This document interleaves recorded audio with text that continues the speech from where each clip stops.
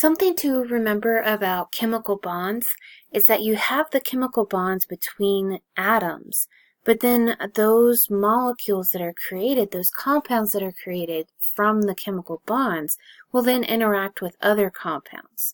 So sometimes they get really strongly attracted to other compounds, and sometimes that attraction is actually really weak. It's more of kind of a twinge in a direction rather than an actual pull.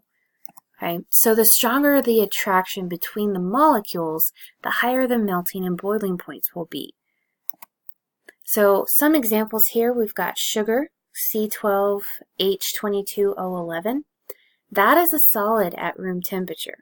Okay, it has actually relatively strong attractions between those molecules, so it pulls things together pretty well. Okay, all of those molecules together pretty well. So it has a melting point of almost 200 degrees Celsius. And we don't really know its boiling point because it's, doesn't really boil. Okay, it doesn't get to that point.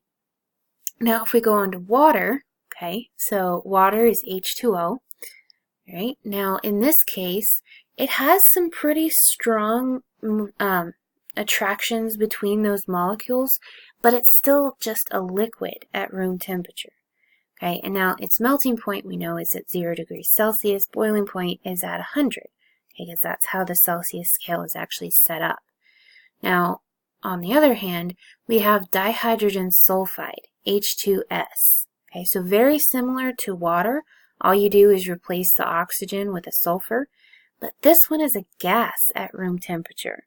Okay, so they've actually figured out that its melting point is negative 86 degrees Celsius, and its boiling point is negative 61 degrees Celsius. Okay, so the differences between these molecules, okay, between the attractions between the molecules, is what takes them from a solid, a liquid, to a gas.